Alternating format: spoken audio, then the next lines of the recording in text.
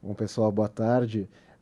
Hoje nós temos aqui um conteúdo da Quartzo, né, onde a gente trouxe para falar com vocês duas empresas, duas investidas do portfólio da Quartzo, que é a Exato e a Talent. Hoje trazendo aqui o Tavano, né, Marcelo Tavano, que é o CEO da Exato, e a Renata Beth, que é cofundadora e também CMO, né, da Talent Academy. Muito obrigado pela presença. Vou pedir para vocês se apresentarem para o pessoal que está ouvindo hoje a gente em casa, por favor, Renata. Bom, obrigada, é um prazer estar aqui.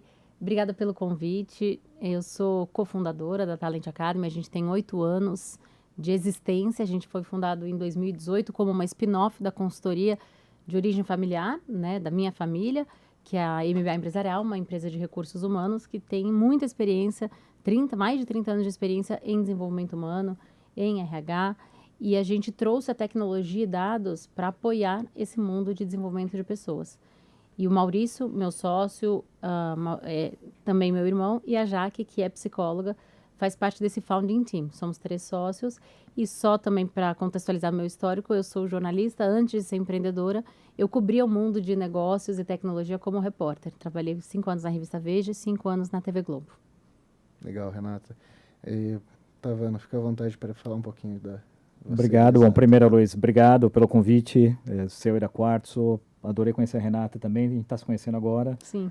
Eu sou Marcelo Tavano, CEO da Exato Digital. A gente faz verificação em escala para recrutamento e seleção de grandes empresas.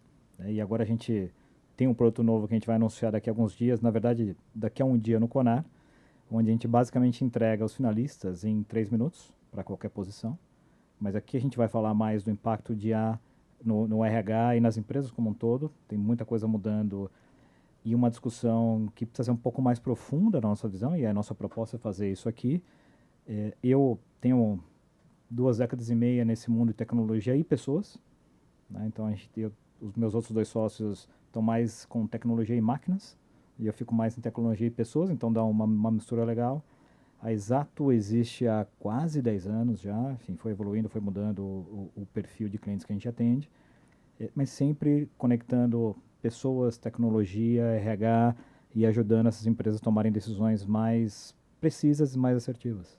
Legal que você trouxe já um pouco do nosso tema, né, que a Sim. gente vai falar aqui, que é basicamente, né, muito se fala na adoção de IA, como as empresas estão adotando IA, e ao mesmo tempo se fala, né, de pessoas. Muitas empresas, né, comentando de corte de pessoas ou que a IA vai substituir as pessoas, mas ao mesmo tempo muitas dúvidas, né? Quem são essas pessoas que vão ser substituídas e como lidar e como gerir os times e com a utilização da inteligência artificial.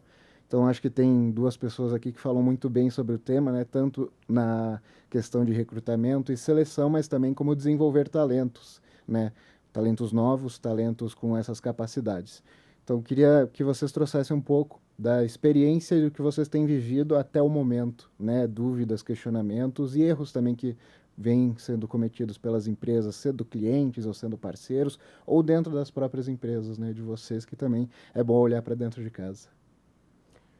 Bom, eu posso começar dizendo que eu acho Claro. que ainda estamos numa fase de descoberta, tentativa e erro. A gente houve muita empresa que entendeu que a inteligência artificial pode substituir pessoas, muda todo mundo, demite todo mundo, aí, poxa, não é bem assim. Tem situações que, de fato, a gente pode automatizar, a gente pode substituir uma função específica, mas, ao mesmo tempo, a gente precisa também abrir novas oportunidades para pessoas, ou trazer pessoas com perfis diferentes, habilidades diferentes, pessoas que entendem de inteligência artificial e use essa ferramenta para melhorar ainda mais o seu próprio trabalho. Então, a gente está, neste momento, na minha visão, passando pela fase de descoberta, como eu falei, de entendimento de como é que vai ser o novo desenho organizacional das empresas. Né? Eu estive no consulado americano, alguns meses atrás, num evento com um professor de Stanford que estuda especificamente isso, o impacto da inteligência artificial na estrutura organizacional, no desenho organizacional. E ele mostrou, né, os desenhos que a gente tem de hierarquia tradicional do mundo corporativo que existe há décadas, e falou assim, gente, não tem como. Aquelas caixinhas do CEO, com os diretores, com os analistas, vai indo. Isso não tem como. Daí ele falou, ó, com a inteligência artificial, a gente tem líderes liderando agentes. Não vai, então não tem nem como a gente pensar em cobrar meta de agente igual a gente cobraria de uma pessoa. A gente acompanhar o trabalho da inteligência artificial, do agente, é diferente. Então, é uma discussão que está neste momento nos, acho que, maiores centros, não só aqui no Brasil, mas no mundo. Exatamente isso. Como é que a gente vai repensar todo o modelo de trabalho? Eu não acho que a gente vai substituir, como eu falei, todo mundo. Ah, não, agora só vai ter inteligência artificial. Não. Eu vejo mais como uma ferramenta que vai potencializar o nosso trabalho e talvez mude de fato. Quem não se adaptar, não souber usar a inteligência artificial, qualquer que seja a sua função, aí essas pessoas vão ficar para trás, sem dúvida. Mas sabendo usar e entendendo qual é o nosso novo modelo de trabalho, eu acho que... Eu sou otimista, sou uma pessoa otimista. Eu acho que vai ter espaço para quem acompanhar a transformação. E a Talent, ela basicamente, né, surgiu com base em muita pesquisa, né, em modelo de treinamento, aperfeiçoamento e performance, né, e eu acredito que apesar de terem muitos artigos sendo lançados sobre o tema, a base de dados ainda é muito curta, né, um período de tempo muito curto, então, como você falou, está sendo desenvolvido metodologias e processos, mas ainda não tem nenhum modelo assertivo e, ao mesmo tempo, pode ser que esse modelo assertivo não esteja nem na cabeça das pessoas, né? Ele venha a ser desenvolvido daqui para frente, né? Essa área que a gente trabalha, que é People Analytics, né, que é dados sobre pessoas, é uma área muito nova. O Maurício, meu sócio, quando fez MBA no MIT em 2013, ele teve aula de People Analytics em 2013 com o professor Otto Scharmer, inclusive, que é uma das referências para a nossa ferramenta, que olha para habilidades e competências, soft skills, mas trazendo mais dados para isso, dados sobre nossas competências, nossos comportamentos. Aquele momento que ele estava tendo aula disso, ninguém falava ainda de People Analytics. Então, a gente está falando de um espaço muito curto mesmo para essa vertical, né? Dentro do RH, dentro do mundo da estrutura organizacional. Imagina agora com a IA. Então, a IA é ainda mais recente, ainda mais nova, e a gente está aprendendo como usar a inteligência artificial também como um apoio para desenvolver pessoas.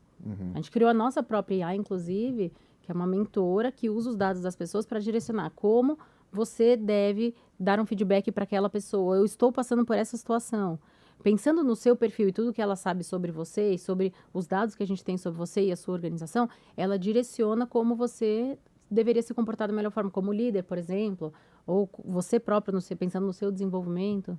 E essa questão de liderança, né, já indo para uma estruturação de time, também tem apontamentos que essa função de liderança vai ser muito importante no desenvolvimento das camadas inferiores da hierarquia profissional, né? Apesar de a gente estar tendendo a uma empresa menos hierarquizada, né, com base nas estruturas do passado, os júniores, né, ou estagiários, novos talentos, dependem dos sêniores ainda para se desenvolverem.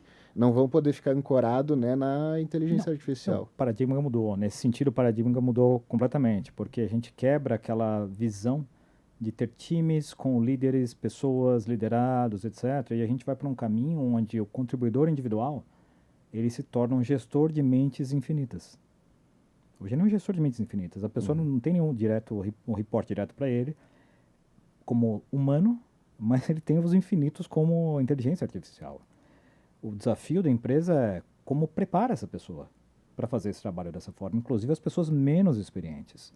Então, assim, como gera esse pipeline de talentos futuros, empodera essas pessoas, prepara, capacita para que eles possam ser os líderes do futuro num paradigma de tecnologia diferente. O risco aqui é a discussão maior se resumir a vou substituir um ser humano por um agente. Essa é uma discussão muito rasa. Uma discussão muito mais profunda do que isso. A discussão começa do tipo, será que o processo que existe hoje aproveita o melhor da tecnologia existente? Será que ele deve existir? Antes de qualquer outra coisa. Depois a gente discute quem deve executar aquela tarefa, enfim, como a pessoa vai ser empoderada e potencializada pela tecnologia, mas a primeira coisa é, poxa, as estruturas atuais devem existir?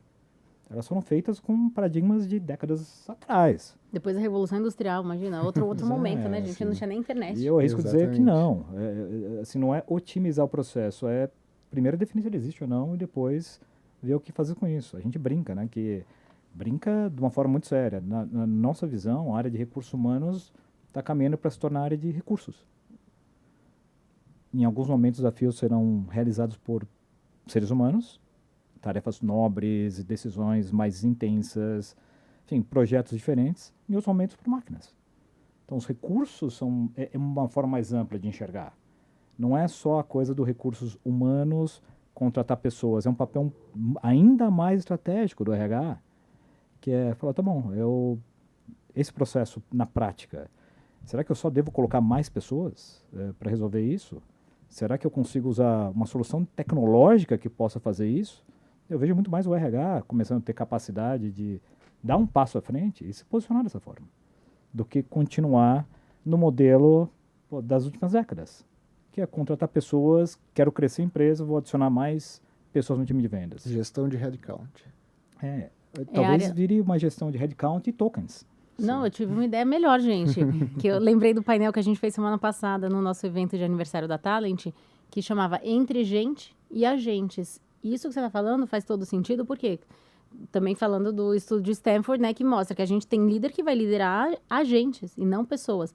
Ou seja, o RH, de fato, vai ter que cuidar de estruturas de tecnologia, não apenas pessoas. Então, pode ser área de gente, porque muita gente no RH fala que a sua área é gente. Perfeito. Né? Área de gente. Então, pode ser gente e agentes. Super, perfeita definição. Acho... Você vê? Já estão surgindo as ideias aqui. Vamos dar a ideia, lançar a ideia. Cabe total. E assim, de novo, o RH, a gente conversa, obviamente, com times de RH todos os dias, com líderes de RH todos os dias. E a queixa número 1 é que o RH quer se tornar mais estratégico. Acho que na última década não houve uma oportunidade tão grande quanto essa, de fazer um step up e assumir essa posição mais estratégica. Quem define essa alocação de recursos, no bom sentido, define a estratégia da empresa. Sem dúvida. Não, perfeito. E como vocês há contrapontos também, né, que falam da questão de seniorização frente à não contratação de mão de obra, né, até cunhando termos, né, como migrando de uma estrutura de pirâmide para uma estrutura de obelisco, né, ou seja, uma estrutura mais enxuta na base, mas também com contraponto de ter uma dificuldade de desenvolver novos talentos, né, onde essa hard skill que os estagiários, os analistas júniores tinham, né, de se desenvolver, seja na área de dev, né, desenvolvedor, de construir banco de dados, aprender código na veia, ou pegando, né, um lado mais financeiro, né, de ser planilheiro, ou até de advogados, né, de fazer revisão contratual, ficar horas e horas, né, escrevendo minutas. Então, como que vocês veem esse desenvolvimento dessas pessoas da base da pirâmide, se elas vão continuar sendo mais importantes, ou a gente migra talvez para um modelo de fato, gerar novos talentos e não simplesmente ter mão de obra barata, né, para operacionalizar a empresa? Se me permite comentar, é o segundo caminho que eu vejo, que é a contratação, vamos dizer, barata. Para mim, ela barata não do ponto de vista de custo, mas do ponto de vista de decisão. Ela desaparece. A tendência é as empresas se tornarem mais criteriosas, porque as pessoas que entrarem, independente do nível hierárquico e do nível de senioridade, enfim, se tem 20 anos, tem 60 anos ou 80 anos, elas deveriam ter capacidade não só de executar uma decisão, mas sim de tomar decisões, independente do nível hierárquico. É um papel da empresa fazer isso, potencializar as pessoas e treinar as pessoas para isso. De novo, não é o paradigma, eu tiro um ser humano e coloco um agente. Não é essa a discussão na minha visão. É muito mais, tá bom, como que eu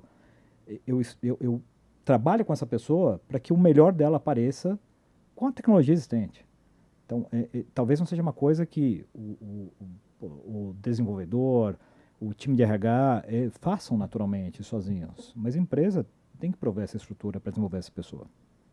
Para gerar o máximo impacto, né? Menos sobre realizar atividades e mais sobre impacto. Não é mais, tipo, eu vou apertar aqui alguns botões, vou fazer uma planilha. Não, tudo bem, assim, qual que é o impacto disso no final? Se você tem... Vou dar o exemplo prático do meu caso, da Exato. A Exato, no final do ano passado, foi investida numa rodada liderada pela Quartzo. E a gente tinha um plano. E parte do plano era um investimento muito grande em headcount, em aumentar o time técnico em especial. De lá para cá, a gente cresceu nossa receita em quase 50% e cresceu o time em 5%. porque não foi necessário. Então, a nossa dor era o time de desenvolvimento. E a gente tem desenvolvedores júniores, plenos, sêniors, líderes, tem tudo isso lá, tem um time super diverso. Esse time foi empoderado por AI. A gente não precisou. Hoje, cada dev gera impacto de 20 pessoas, versus o paradigma do ano passado. Então, também é mais esse caminho que exige um pensamento um pouco mais profundo, uma preparação da empresa, enfim, um cuidado da empresa, entender as pessoas, qual que é o momento delas, do que simplesmente realizar uma troca simples. Concordo totalmente. O meu time também ficou muito mais produtivo com a inteligência artificial. Eu lidero a estrutura de marketing, vendas e tecnologia na minha empresa.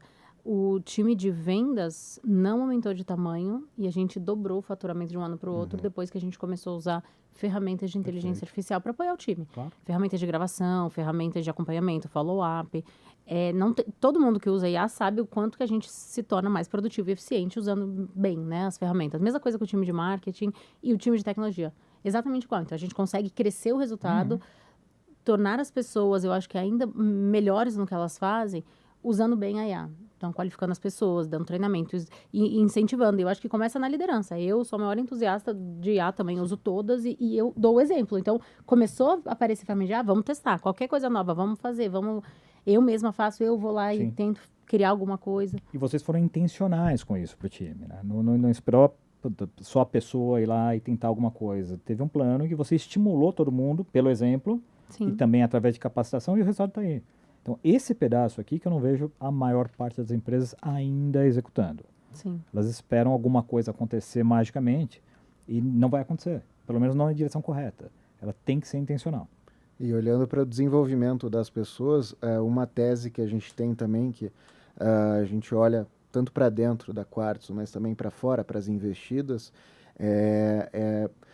onde a IA consegue dar mais tempo para as pessoas desenvolverem soft skills, né? Então, por exemplo, enquanto tem um agente trabalhando para mim, no escritório, no meu computador, etc., eu consigo desenvolver mais relacionamento, eu consigo estar mais tempo com as investidas, e eu mesmo, a gente olha, né, para as equipes das empresas, né? O vendedor vai ter mais tempo de interagir com o cliente, né, tratar de uma forma mais atenciosa o cliente, o desenvolvedor vai poder ter mais tempo de buscar novos caminhos, né, ou novas tecnologias de fato e não ficar escrevendo código. Então, essas soft skills também se potencializam e não só o que está na frente da tela. Sem dúvida. Inclusive, é o que nos diferencia da IA ou da tecnologia. São as soft skills.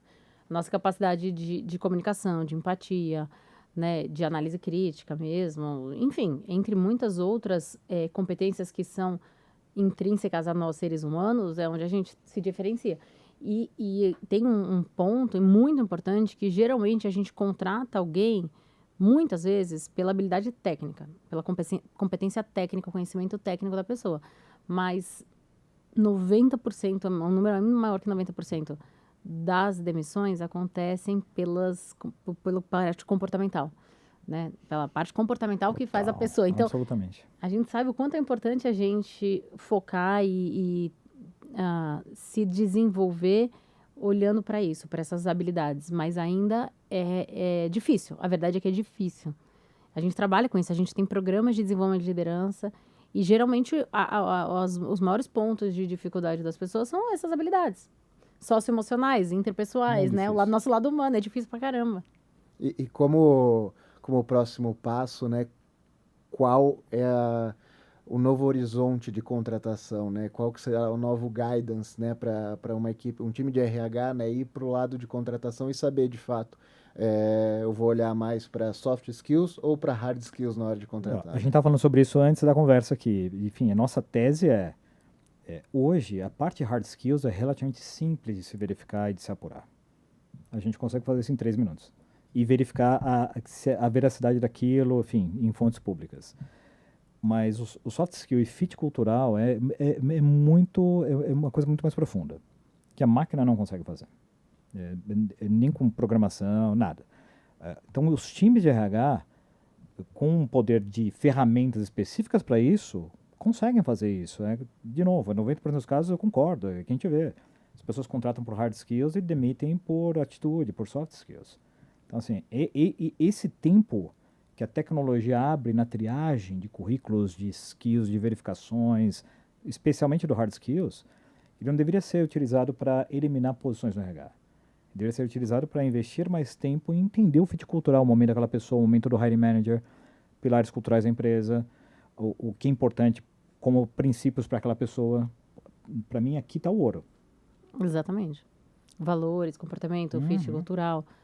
A gente gera dados, no nosso caso, sobre esses aspectos, mas a decisão, né, do olhar crítico sobre quem deve entrar tem que ser uma pessoa.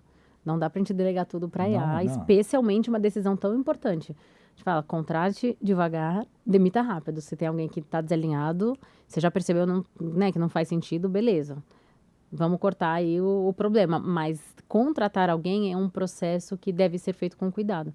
Porque custa caro contratar errado. A verdade é essa. E eu, sem dúvida, acho que o mais importante é o perfil da pessoa, a capacidade dela de aprendizagem. Ainda mais com as inteligências artificiais, com a evolução da tecnologia, é muito rápido. Eu sempre falo isso nas pessoas que eu mentoro, que pedem orientação de alguma forma. A gente é capaz de aprender com a IA qualquer coisa. Qualquer coisa a gente é capaz de aprender hoje. É só você sentar, se dedicar, focar, sabe? Ter disciplina, você aprende qualquer coisa técnica. Mas vai aprender a lidar com uma questão comportamental, um conflito, você, sabe, tem dificuldade de comunicação. Isso é muito mais difícil. Então, vamos priorizar pessoas que já têm essas habilidades, né? E que olham para isso, que têm autoconhecimento, têm equilíbrio emocional, têm coerência. Porque isso, no final do dia, acaba sendo mais importante mesmo. Ao mesmo tempo, utilizar o tempo para desenvolver também essas habilidades quando ela não é tão latente na pessoa, né? De novo, aqui tá a chave da questão, que é se a gente consegue olhar o todo, definir onde as pessoas são insubstituíveis e tarefas preciosas e mais nobres, como essa que a gente está discutindo aqui, e colocar as máquinas no resto, a tendência é que a gente consiga ter tempo de qualidade com essas pessoas para desenvolvê-las, e elas vão evoluindo nas direções corretas. A gente falou aqui de tomar decisões complexas, capacidade de julgamento, bom gosto. A IA não tem bom gosto. A IA não consegue julgar, fica tudo aquela coisa meio padrão. Totalmente pasteurizado. Cara, assim, é horrível ver aquilo. Um ser humano consegue fazer um julgamento bem feito sobre isso. Criatividade, né? Cara, então, exato. Então, esse conjunto de habilidades, e quem quiser se destacar profissionalmente, não adianta falar, aprenda IA. Isso vai ser a nova alfabetização. Vai ser o novo pacote Office da década de 90. Mas é muito mais nessas outras habilidades, nos soft skills e nas habilidades que a gente discutiu aqui. Essas pessoas que vão conseguir potencializar o uso de IA. Eu acho que o discurso, né, pelo que eu estou entendendo, né, as visões são muito compartilhadas aqui, complementares, mas ao mesmo tempo, né, a empresa, o RH, né, tem que estar olhando para isso. Né? Não adianta só querer trocar pessoas por agentes e achar que tudo vai fluir, né? O RH tem que ser muito mais incisivo nisso. O meu sonho, de novo, tudo que a gente sonha para as empresas, a gente realiza na Exato, que vira meio cobaia desses experimentos. Né? Então, exemplo, eu tenho os meus próprios agentes, então, na segunda-feira de manhã, eu não preciso olhar e-mail, eu sei o que eu preciso fazer ali, porque a máquina está me dizendo o que eu tenho que fazer, quais os follow-ups, o plano, prioridades e tal. Isso abre algumas horas para que eu possa conversar com as pessoas, entender o que está acontecendo com elas. Hoje eu sei qual o plano de carreira de todas as pessoas da Exato, eu entendo o momento de vida delas. Isso gera um benefício enorme para a empresa e para as pessoas. Impacta no turnover, na cultura da empresa, etc.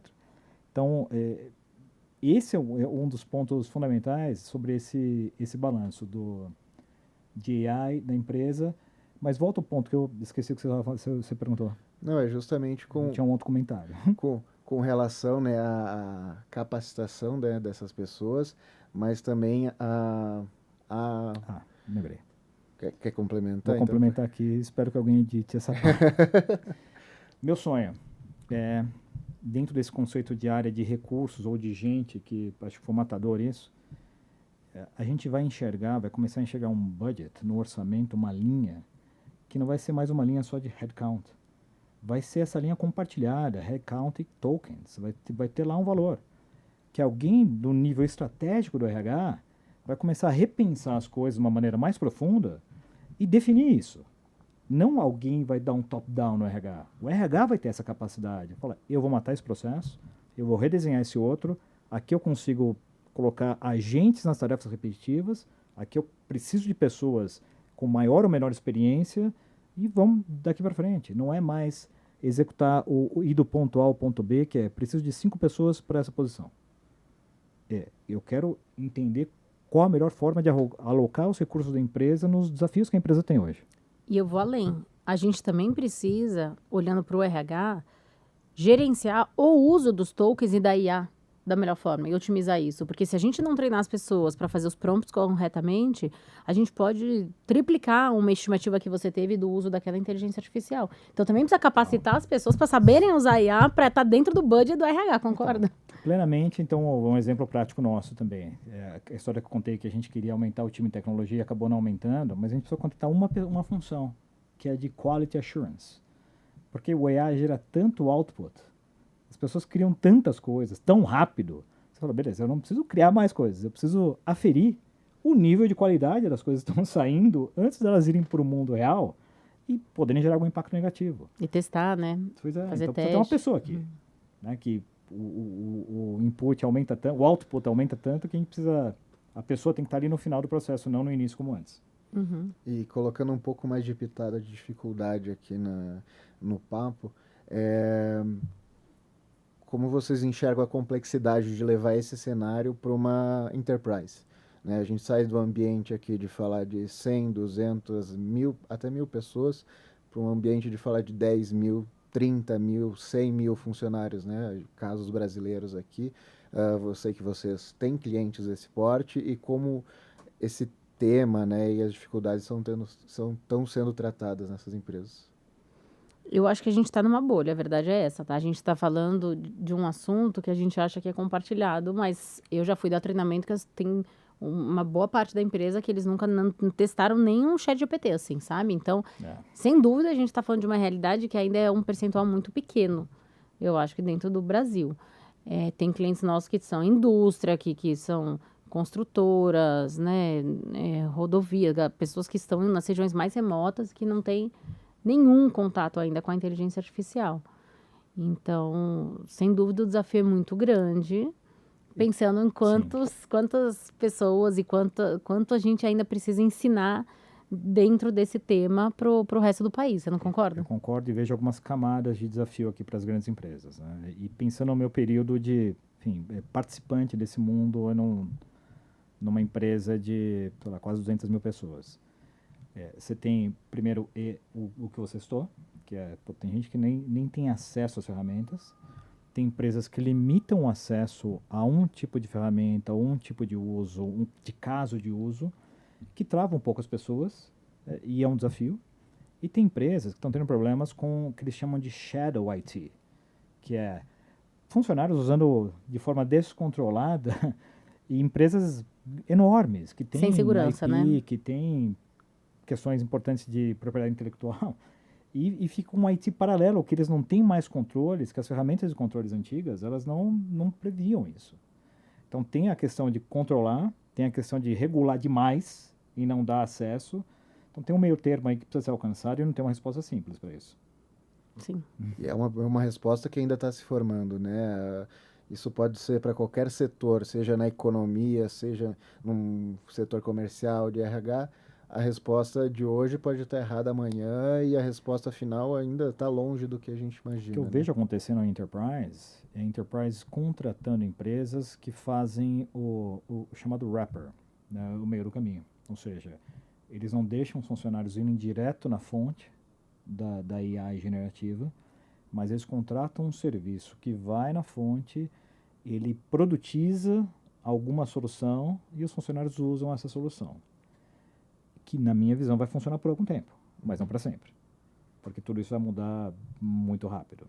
Então, se você não gerar valor adicional com dados proprietários, com a sua própria inteligência, isso vai se perder porque os próprios modelos de linguagem vão ocupar espaço. Você tocou num ponto importante. Essa transformação que a gente vem acompanhando nos últimos anos, que, né, a gente está vendo diante dos nossos olhos a velocidade impressionante que acontece, já tem estudos mostrando que vai ser uma transformação 3 vezes maior do que foi quando a internet apareceu na nossa vida. E todo mundo que tá aqui lembra do mundo pré-internet, né? Temos idade todos Sim. aqui, acho que relativamente parecidas. Eu lembro um pouco antes. Mas a gente sim. já compreende a transformação que foi a nossa vida com o advento da internet. E a gente está falando de algo 3 vezes maior, no mínimo. Vou colocar uma pitada adicional, perfeito. E esses grandes ciclos de mudança, a internet, PC, computação em nuvem, que foi um grande ciclo de mudança também, a gente teve pelo menos uma década para se adaptar. AI, a gente tem o próximo trimestre para se adaptar. Essa é a principal diferença e a consciência que a gente tem que ter. E é por isso que a gente tem um estudo da Robert Half falando que a adaptabilidade hoje é a competência mais valorizada no mercado de trabalho. De longe. É a mais valorizada. Porque antes da IA veio o quê? A pandemia. Sim. Que também, do dia para noite, fez todo mundo ter que aprender a trabalhar de forma remota, né? Assim, de um dia para o outro. E agora um monte de gente voltando presencial também. E aí chega a IA, aí tira o trabalho de uns, muda os processos. E não querendo entrar em outro tema, mas quanto tem um impacto geracional sobre isso, né? Eu acho que é importante também falar sobre isso, porque é nítido, né? Que essa mudança, essas 3 mudanças, né? Das pessoas que entraram no mercado de trabalho no meio da pandemia e agora estão enfrentando um mercado teoricamente híbrido, né? O presencial ainda é uma dificuldade, né? Não, e olha só que difícil. Essa geração que começou na pandemia de forma remota, trabalhou sozinho, do computador. Eu conheço um monte de gente que está, neste momento, pela primeira vez, depois de anos no remoto, trabalhando presencialmente. A pessoa não sabe nem se relacionar. A pessoa não sabe fazer uma reunião olhando no olho do outro, assim, porque ela realmente não aprendeu. E, ao mesmo tempo, a gente acabou de falar o quê? Que são justamente essas habilidades interpessoais que são os nossos principais diferenciais, são, né, os pontos mais importantes para a gente desenvolver. Então, olha que difícil para essa geração, né? A gente ainda teve o estagiário lá, que fazia de tudo, que a gente aprende tudo, e que teve muito... Acho que a gente teve, na verdade, muito recurso ali para conseguir desenvolver essas habilidades, um grande né? valor isso. Um grande valor para desenvolver isso na prática e... viajando um pouco aqui, mas é um pouco do que a gente precisa, ou deveria começar a pensar para as próximas gerações, para nossos filhos, inclusive. Com certeza. Muito bom, poxa... Ainda vale decorar uma matéria de matemática para uma prova da época da Revolução Industrial? Possivelmente não. Mas a capacidade de pensar de forma independente é super importante. A capacidade de se adaptar, extremamente importante. A capacidade de ter julgamento sobre as coisas, muito importante. Então muda, o impacto é até anterior ao mercado de trabalho e é na educação. E a gente vê clientes passando por esse dilema, e eu passo por esse dilema também, né? Óbvio, né? Com meu Você tem filhos? Tenho um afilhado de 23 anos, super próximo, que já está na faculdade, e um filho de 14. Então, para mim, esse é um dilema do dia a dia, enfim, que eu também tento criar o meu próprio caminho dentro desse emaranhado de coisas com que eu estou vendo. Enfim, muito mais para formar seres humanos completos para o futuro, do que algum decorador de coisas e repetidor de informações que ele está vendo. Sim.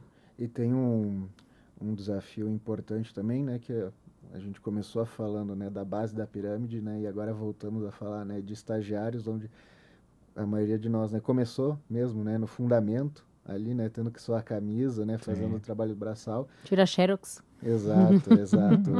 Hoje em dia, quem ouviu falar num estafeta, né? Pois é. Então, fazer trabalho de cartório, se bem que o cartório é resiliente, né? Então, provavelmente deve existir ainda. Mas, ao mesmo tempo, né, entrando em outra ciência, tem o desenvolvimento cognitivo que essas funções trazem, né? Seja na escola, mas você aprende tabuada, não é só para saber quanto que é 2 vezes 2, e sim é um desenvolvimento cognitivo, né, que é cientificamente medicina, né? Então, não tem muito para onde correr em questão de estratégia, né? Aqui a gente olhando para negócios e desenvolvimento de pessoas. Da mesma forma que atividades esportivas ajudam a desenvolver as outras habilidades também. E a IA vai trazer mais tempo para as atividades esportivas também. Mas né? a gente tem que, então, acho que ter essa disciplina de não delegar todas as funções para IA, igual calculadora. Sabe quando você usa tanto calculadora que você se torna incapaz de fazer um cálculo na cabeça? E eu acho que a gente, até um e-mail, qualquer mensagem, você vai pedir ajuda da IA, a gente vai também desaprender, porque a gente está deixando de exercitar o nosso cérebro. Então, tem que tomar um cuidado para não delegar, não sei se vocês concordam, tá? Mas não delegar absolutamente tudo. E coloco um risco adicional, que eu vivo, que é, para quem gosta de aprender coisas novas e de se aprofundar em alguns assuntos, a dopamina gerada por IA é brutal. né? Você pega lá qualquer tema que você quer explorar a fundo, cara, não tem fim. E gera essa recompensa imediata, essa gratificação que é muito boa. Tipo uma rede social. Então hoje eu gasto pouquíssimo tempo em Instagram, essas coisas. Eu ainda gasto algum, mas eu gasto muito tempo No cloud. em coisas que não são produtivas. Aí eu também não sou a pessoa que quer ser produtivo 100% do tempo. Mas eu começo a ver, do tipo, falo, cara, eu tô indo num rabbit hole aqui que eu não precisaria ver e chegar. O que eu tenho feito é, no próprio AI, colocar alguns guardrails, falar, cara, quando eu passar tanto tempo sobre um assunto, me corta aqui, enfim, pra eu lembrar. Vou falar pro meu marido fazer isso, porque ele também tem hiperfoco nas IAs e ele passa, às vezes, um final de semana inteiro criando alguma função, É muito... um aplicativo para fazer a gestão das contas da casa, um para buscar documentos, qualquer documento, precisa do CPF de algumas crianças. Ele vai criando justamente pela dopamina de você falar, olha o que isso é me muito possibilita. gratificante, a gratificação é muito imediata. E são coisas, 90% dos casos, inúteis. Ou seja, não são coisas urgentes para serem feitas naquele momento, mas elas dão um prazer imediato que você continua ali fazendo isso. Mas essa é a sensação que eu tenho com a inteligência artificial em muitas situações. Quando a gente usa a IA, por isso, pelo prazer que dá você conseguir criar coisas que a gente não era capaz antes, será que a gente também não está, de certa forma, desperdiçando o nosso tempo? A gente está criando, dentro de tudo que a gente está fazendo, a gente está criando coisas que é só pelo prazer, mas de fato a gente não está usando aquilo, ou vai deixar de usar e o negócio vai ficar obsoleto e a gente só gastou o dinheiro à toa, o tempo à toa. É uma forma diferente de desperdiçar o tempo. De novo, para mim é a mesma coisa de estar 3 horas no Instagram. É muito semelhante a isso. Tipo, tem um impacto nenhum, você não aprendeu nada necessariamente, mas você ficou ali disparando... Tem impacto negativo, tem impacto negativo. Você fica disparando esse ciclo de dopamina de curto prazo, cara, o tempo todo. E aí você fica mais dependente daquilo. Então precisa cortar esse ciclo, né? Esse é um desafio adicional, além do que você colocou no uso de AI. Eu vou contar uma fofoca. Posso? Pode. Na época que eu era correspondente no Vale do Silício, para a Globo News, eu fiz uma matéria no Google e conversei com os engenheiros de software também do YouTube e de uma outra rede social, eu acho que era Meta. Não sei nem se eu posso falar, mas estou falando, tá? Mas, enfim, a fofoca Tudo que bem. já faz mais de 10 anos. Fica só entre nós. Mas naquela época, eles contaram que quando eles estavam criando esse negócio do scroll para justamente a dopamina não ter fim, porque eles estudam muito Comportamento. neurociência, né? Lá atrás eles estudavam como que a gente faz para deixar as pessoas mais tempo nas redes sociais. O negócio foi tão sério que eles próprios não deixavam seus filhos usarem, porque eles sabiam o poder de vício. De vício que causava. Perfeito. Porque foi construído pensando na neurociência. Tanto que um momento teve uma revolta aí de alguns líderes de grandes empresas, falando, poxa, os melhores cérebros da nossa geração, eles estão focados em otimizar o tempo das pessoas em redes sociais.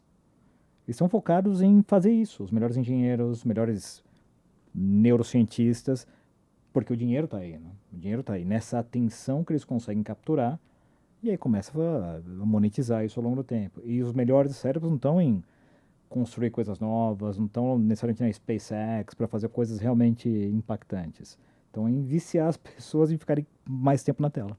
Tendo consciência disso, a gente pode tentar evitar um pouco, né, essa armadilha que criaram pra gente. Com certeza, com certeza. E eficiência, né? Uma coisa que a gente sempre fala muito com as empresas, né? Seja eficiência estratégica, mas eficiência, né, com o gasto do tempo e até custo, né, de tokens e de que as ferramentas podem potencializar.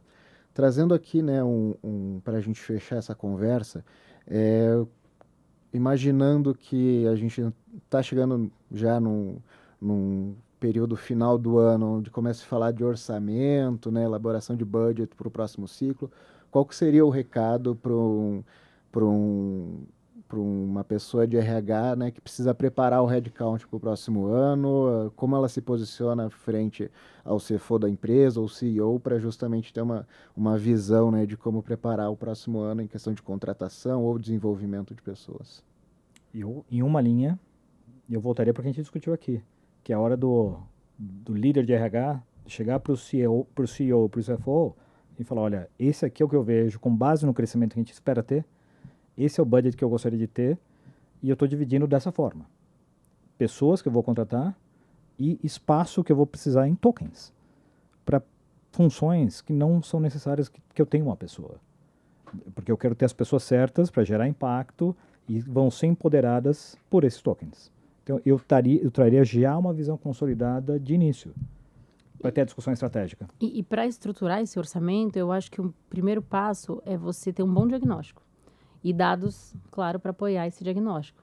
Então, casando com o que você está falando, para mim o passo inicial, porque a gente nunca sabe o que a gente vai encontrar, né? Independente se a gente está falando de uma empresa grande ou pequena, muitas vezes eles não têm ainda as informações que eles precisam para tomar decisões como essa. Então, talvez a pessoa tenha que dar um passinho para trás, fazer um diagnóstico, ter os dados corretos na mão, seja de resultado do ano, pensando no número que a gente teve. Então, qual foi o lucro por pessoa aqui dentro da empresa, a receita por pessoa, ter os critérios e os dados necessários para poder chegar aí, concorda? Esse é o papel da liderança. Como a gente falou no início, precisa ser intencional nisso. A gente falou, essa é a direção, é nessa linha que a gente vai seguir. Não faz sentido a gente limitar os seres humanos a atividades que eles estão fazendo hoje, necessariamente. Eles vão fazer coisas maiores, eu volto à dicotomia, não só executarem decisões, mas tomarem decisões. Aqui a capacidade humana faz diferença. Então, a liderança tem que estimular todo o resto da empresa nessa direção. Bom, perfeito, Renato. Tavano, para finalizar agora, digam onde o pessoal que está aí nos acompanhando consegue encontrar a Exato e a Talent para justamente avançarem, né, em qualquer experiência de aprimorar o RH. Bom, no Conar, né? Presencialmente, se quiser encontrar a gente, né? Estaremos juntos lá, inclusive no Conar, enfim, no nosso stand. Encontrem-nos lá, a gente vai expandir essa conversa. A gente tem uma novidade no Conar, a gente vai lançar um estudo que a gente publicou com os nossos dados, avaliando e trazendo insights por setor das últimas 5 milhões de verificações que a gente fez. Então aqui a gente tem massa crítica para começar a estabelecer um benchmark do que é uma boa performance na contratação para empresas de qualquer setor. Então, e além, claro, do Conar, né? Quem estiver está mais do que convidado de passar e falar com a gente pessoalmente nas redes sociais, Talent Academy BR. A gente está no Instagram, no LinkedIn, no site da Talent também e nas plataformas de conteúdo, que a gente gera bastante conteúdo sobre o nosso mundo de desenvolvimento de pessoas e lideranças. Obrigada, Luiz, pelo convite. Eu que agradeço a vocês, Obrigado, pessoal. Luiz. Obrigado, Renata. Obrigado também, né, Marcelo, Renata, e para o pessoal que acompanhou a gente, né, essa mais uma iniciativa da Quartzo de aproximar, né, investidores e parceiros e eventualmente, né, parceiros também das empresas que a gente investe, né, justamente para construir um ecossistema, né, de inovação e trazer também mais informação e já querendo ou não agora foi. Me perdi no Não tem final. problema, porque eu até ia perguntar pra ele, que ele fez um sinal que eu tava falando pra câmera errada. Você quer que eu fale de novo olhando pra câmera certa? Ah, tá bom. Tá bom. Enfim.